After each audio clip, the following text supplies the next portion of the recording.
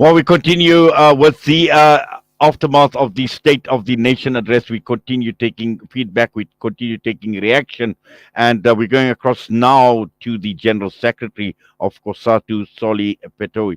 Soli, good morning to you and welcome to the show. Good morning and good morning to your listeners. Soli, in the build up to the State of the Nation address, COSATU had high expectations for President Cyril Ramaphosa. Listening to what the president had to say last night, were any of these expectations met or was there disappointment? Well, thank you very much once more. Well, many of our expectations, I think the president did mention them in relation to our expectation, in particular the issue around dealing with the jobs, the unemployment rate that is very high in this country. The president did spoke about them and about the issue of the program which they are going to government working with the constituency, network, labor, business, the government, and the community to find a way of dealing with the issue of the implementation program.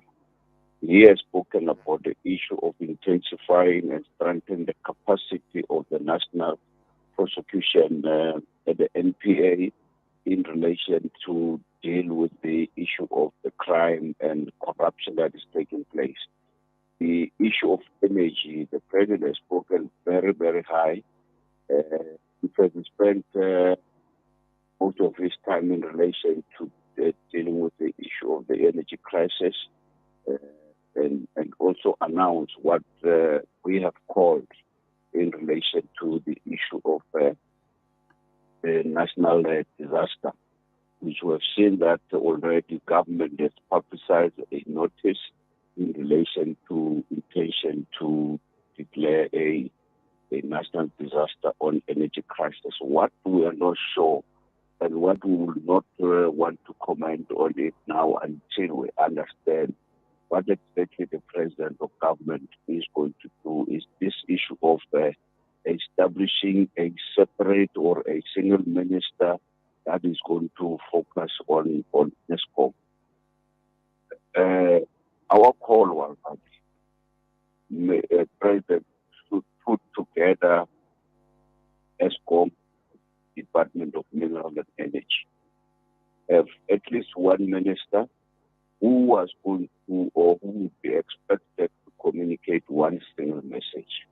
Now establishing another section or another minister who's going to deal, we really don't want to comment on it until we understand exactly what is the president is going to do or what the president was saying, because we don't want to see again an extension of auctioning the ESCOM or privatizing ESCOM, because if we listen clearly to what the president was saying, we run a risk of putting more troubles into this ESCOM. But that's why we say we really don't want until we are being told or we're taken through what exactly is going to happen.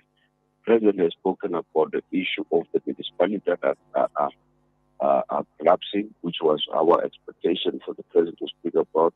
He has spoken about the stress relief that is being paid to those who are not working.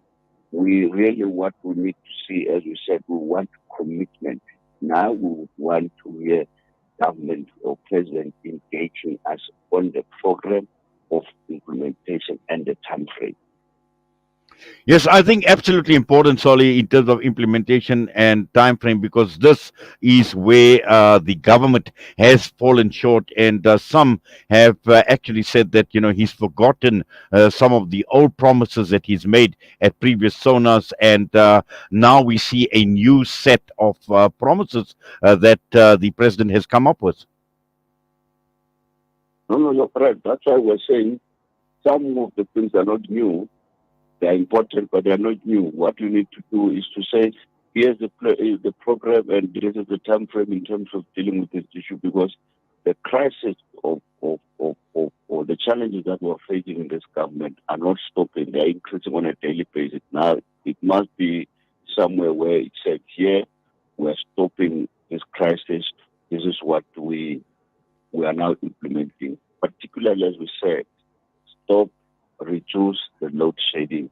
For us, we would want to see this thing of load shedding be reduced to within the period of 6 months. Because as I said, the load shedding, you will not be able to create jobs with the energy crisis. If you have the energy crisis like we're seeing today, you will continue to see the job losses that is going to increase on a daily basis. And as workers, we are affected on this matter. Also, Solly, talking about job creation, and this is something that I tried to read between the lines last night, where the president proudly spoke about the creation of 1.5 million jobs since COVID. But considering that we lost over 2 million jobs during the COVID era, were any of these new jobs that were created, or were they just jobs that were lost during the COVID era? And that doesn't give me much confidence as far as what we've achieved since the COVID era, and suddenly we've got this increasing number of jobs, or the increased number of jobs. No, you are right. You are spot on. During the COVID, you lost almost over 2 million.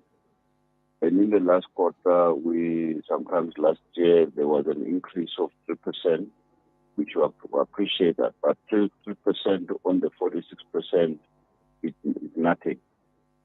But I don't want to say we are confident that that will be the 1 million job will be created until such time all of us, as I said, labor, in particular the private sector, not excluding government, because government has a bigger role to play. Taking from the stimulus job summit commitment, if private sector and government are committed in what they made, a promise they made in 2019 National Job Summit, we will be able to create jobs. We will not create new jobs, but we will be able to close in the loss of 2 million jobs in the one that we lost in during the COVID 2020, 2021, and part of 2022. But we think that if that program can be unleashed, the program that we spoke about at NetLeg, the social compact, in particular the social compact that deals with the challenges of the economic recovery, but also the challenge of ESCOM, which was adopted by 4 constituencies, we will be able to go somewhere. But if we have a public statement with business that will have an investment strike, I can tell you that all what we see in papers will never happen. And it will flush us in the triple, continue to flush us as this government on the inequalities, on the process, on the issue that of the triple challenge of poverty, inequalities, and the unemployment worse than what we have today. Well, Solly, thank you very much for that. And as always, for your time with us here on Assalam Media. We wish you all the best. Please take care. Thank you very much, and thank you to our listeners.